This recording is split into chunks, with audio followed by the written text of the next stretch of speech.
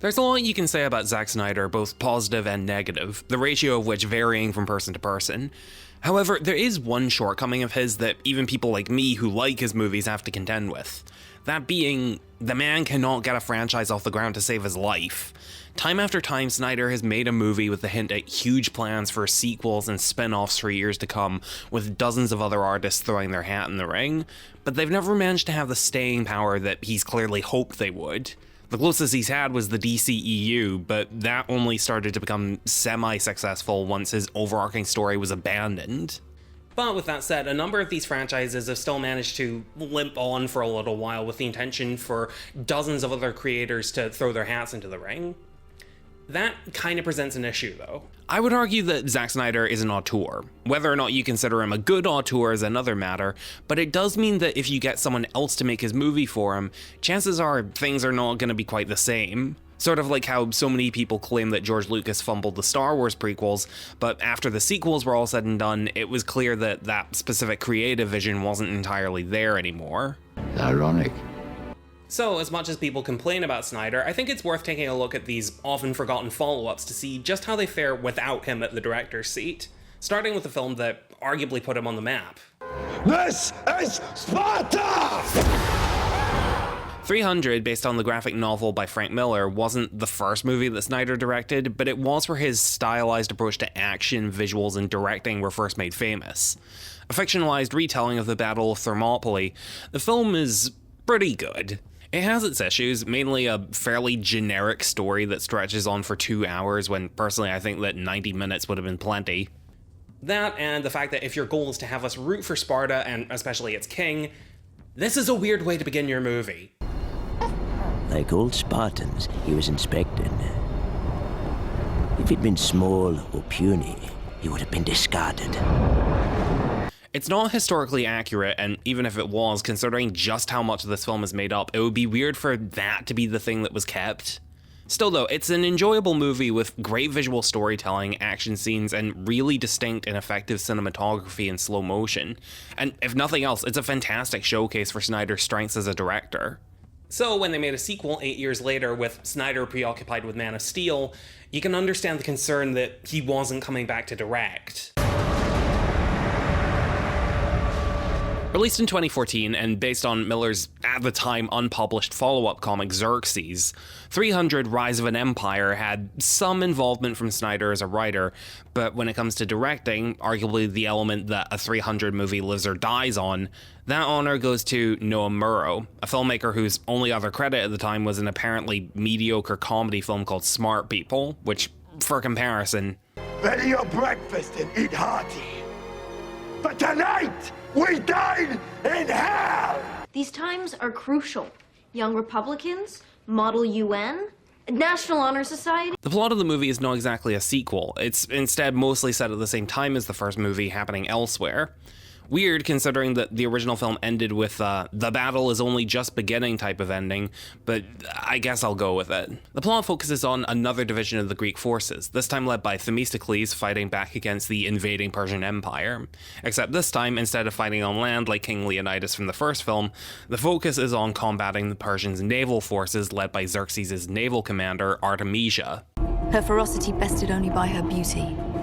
Her beauty matched only by her devotion to her king. I'll admit, even with the negative reviews, I went into this film with a pretty open mind. I figured, well, okay, the first movie was a pretty straightforward action film. As long as you have some decent fight scenes and some cool visuals, it shouldn't be that bad. And at first, the film seems pretty promising. The opening battle scene has some fast-paced fight choreography mixed with slow motion to let you savor the impacts before speeding back into the action. Vibrant colors contrasting with the more gloomy, desaturated background, and a grungy, percussive musical score that feels in line with the first movie and the graphic novel that inspired them.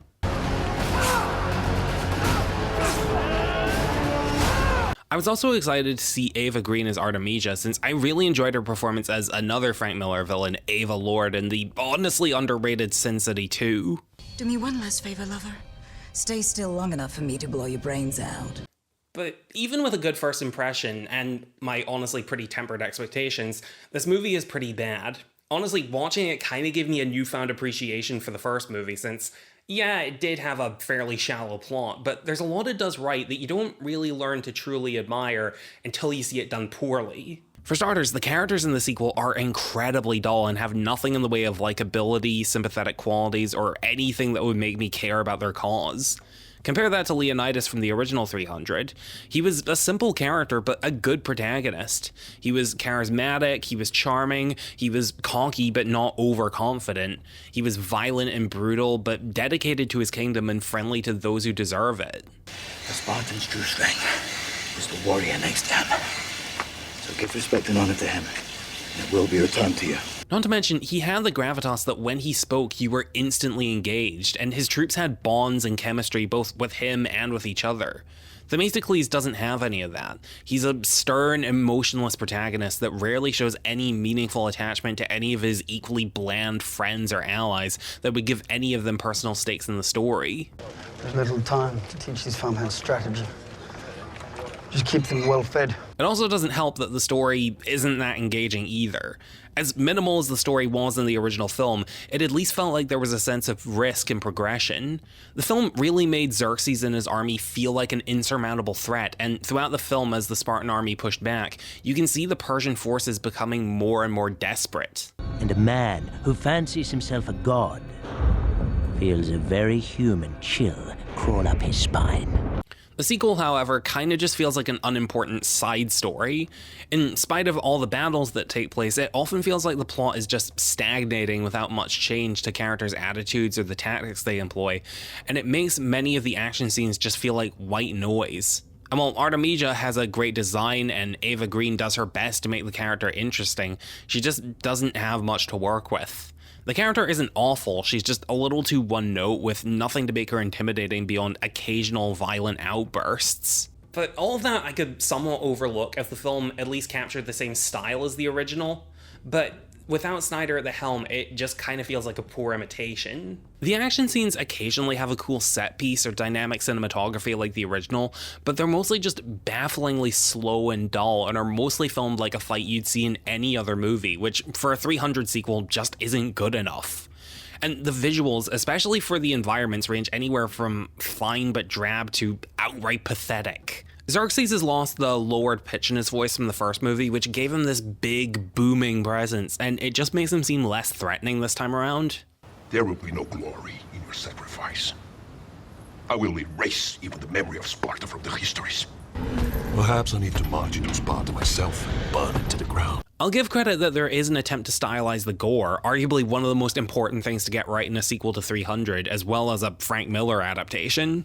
Unfortunately, while other aspects of this film just feel like a watered-down version of the original, this element kind of has the opposite problem in that it goes way too far with it. The original film was fairly restrained with blood. If a character got stabbed or sliced, there was generally a thin spray just to accentuate the choreography a little. In this movie, though, every attack has this thick, soupy splash of blood erupting out, and it's just cartoonish. It looks less like a Frank Miller comic and more like Conker's Bad Fur Day. I think 300 and Rise of an Empire are kind of a testament to Zack Snyder's legitimate talent as a filmmaker. I can't guarantee that if Snyder had directed this movie it would have been good, but if the first film is any indication, it almost certainly would have been better than this. My advice, if you don't like Snyder, watch 300 Rise of an Empire. If nothing else, you'll probably appreciate him a little more. But 300 is one of Snyder's best films. What happens when you get someone else to make a movie to one of his bad movies? Well, to answer that, we kind of have to take a look back at a film that, up until now, we've kind of just managed to move on from.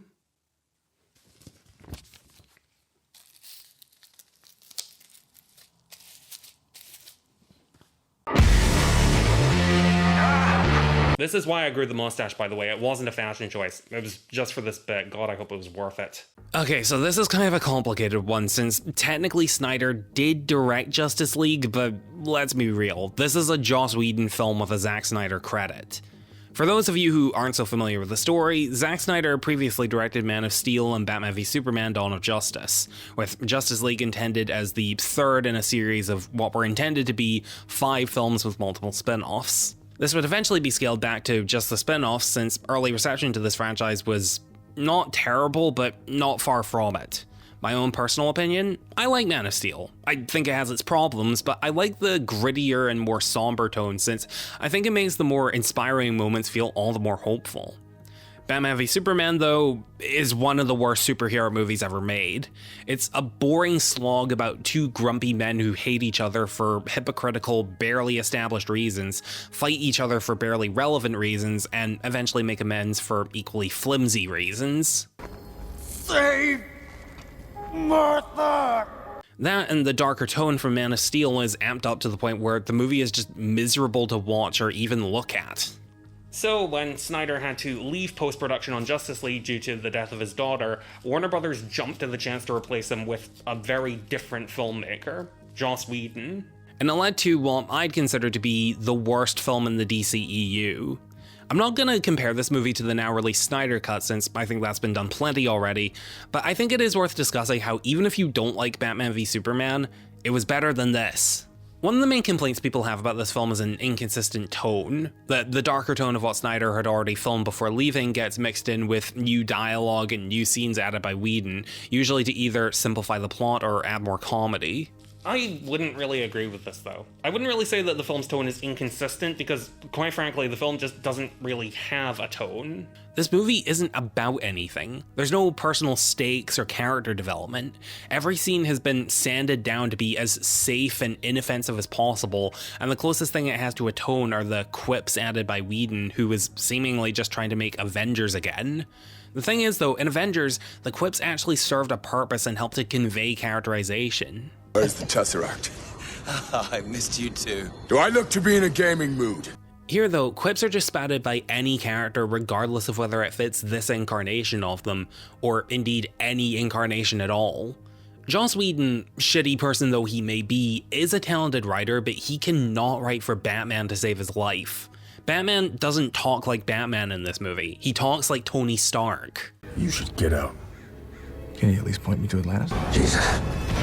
He is tall. Oh, son of a bitch. Although this would probably be a bit more tolerable if Whedon's casual reactions to life or death situations for comedy that he's relied on for decades hadn't devolved into jokes like this. Man, my toes hurt. I don't even understand the physics of how my toes hurt.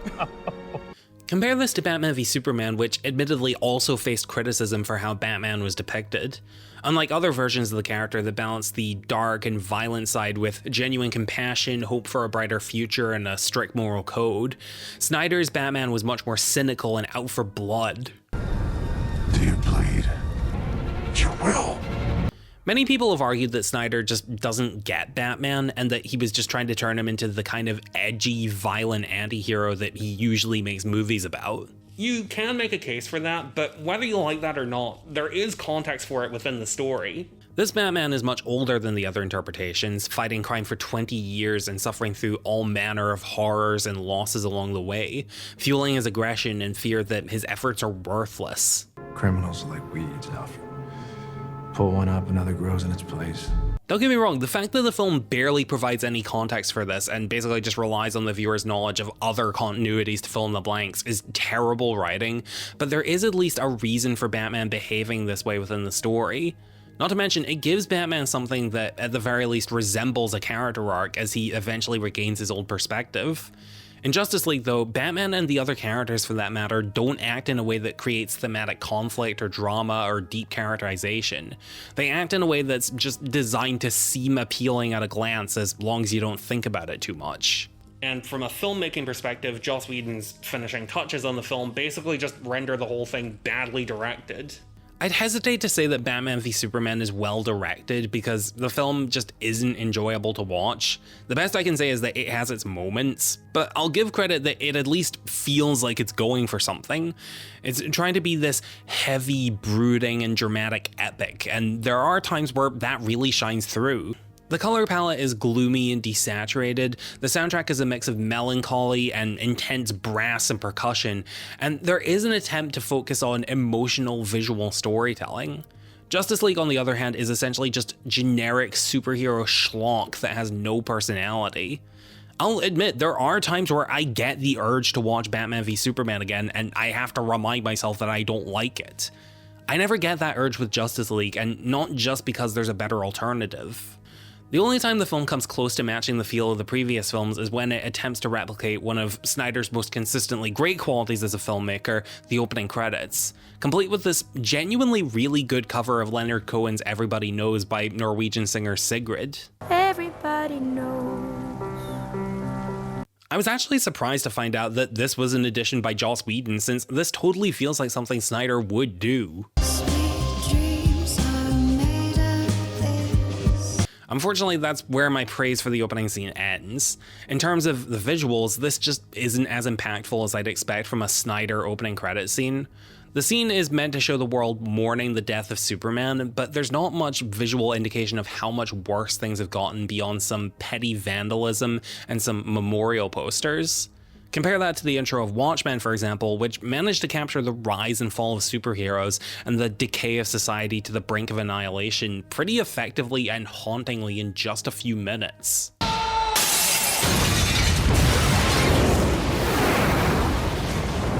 And that extends to other aspects of the filmmaking. The action scenes are generally okay, but wholly unremarkable. I mean, with Batman v Superman, even if you don't like the context of the action itself is amazing. Just in one fight, you see Batman blow up these guys' guns, then vault over this crate and swing it at this guy. Then he's surrounded and has to alternate between attackers. Then he's on the ground and deflecting stabs.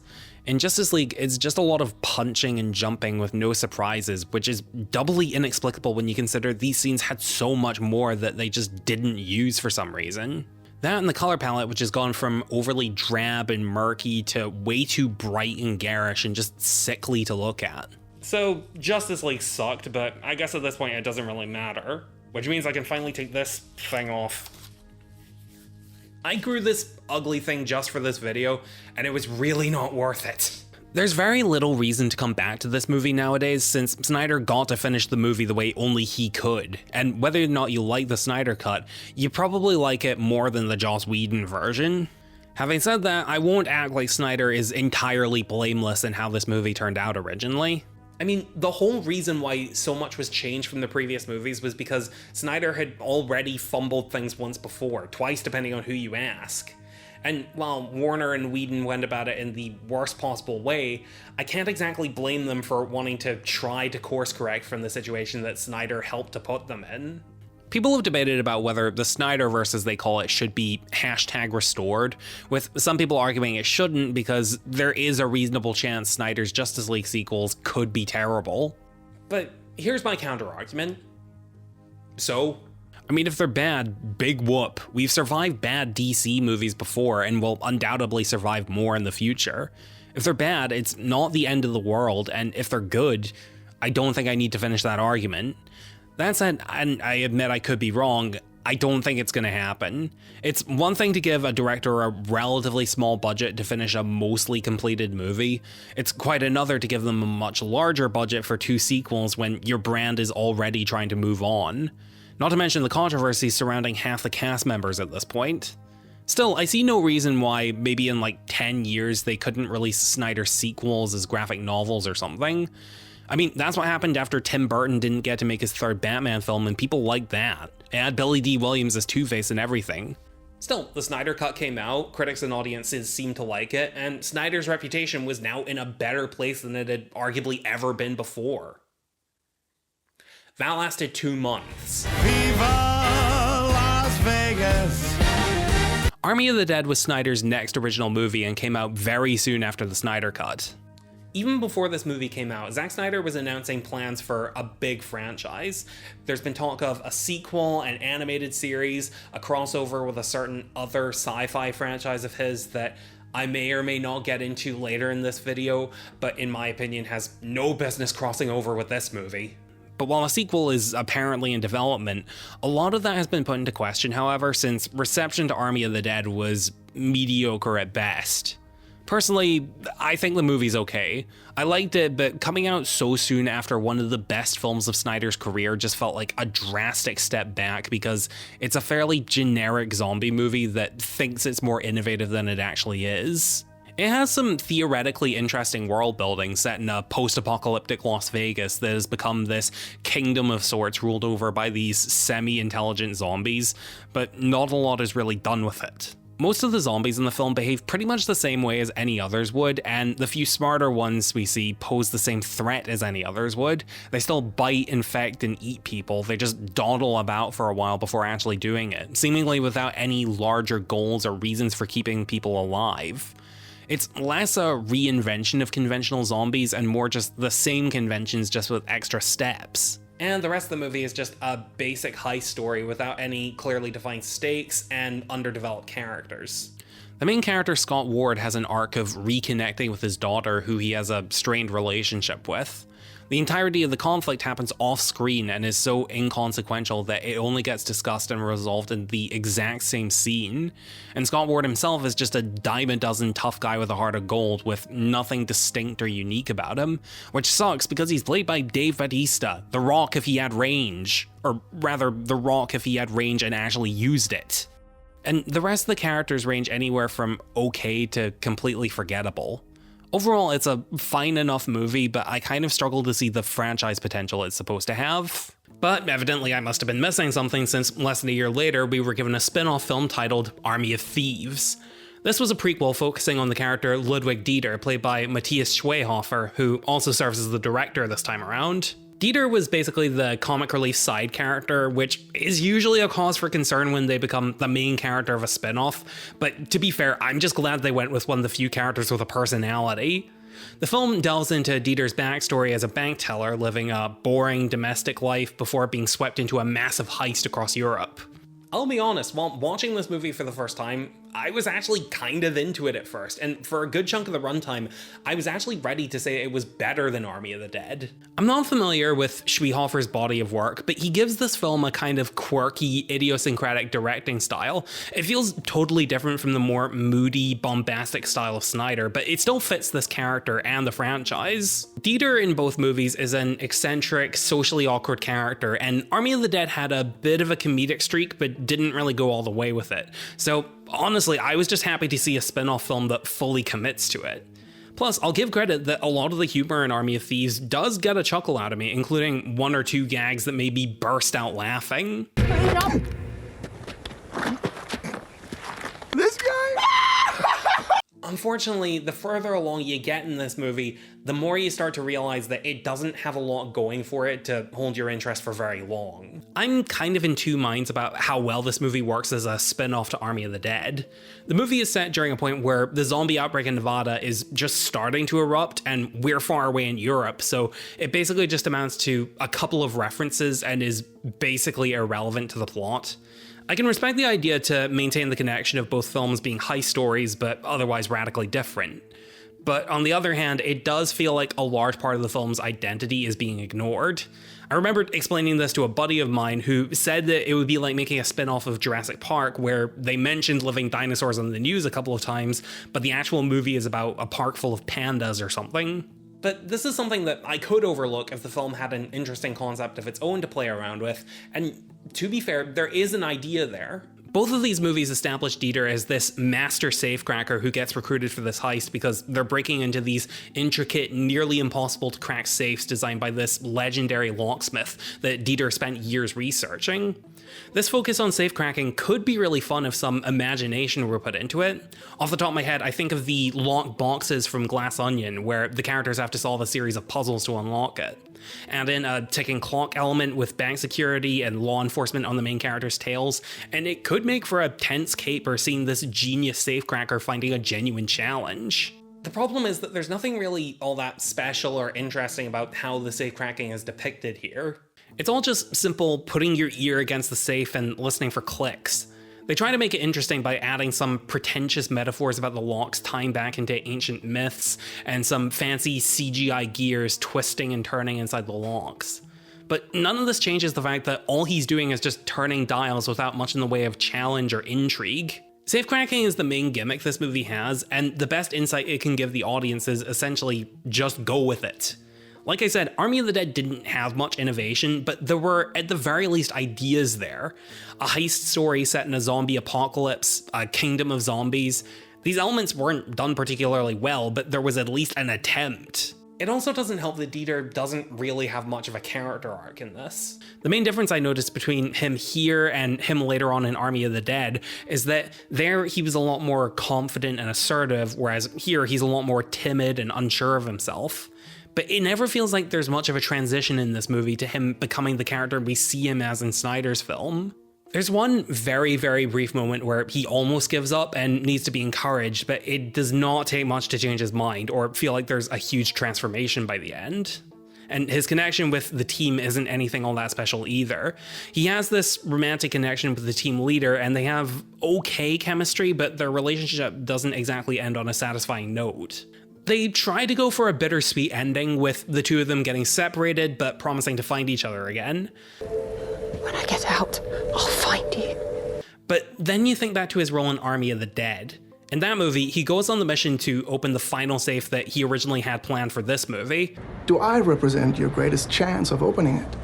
I can, with humility, say yes. In the end, he does open it, but dies in the process, so it's kind of hard to see that as a victory. All he accomplished was saving another character who also just dies anyway.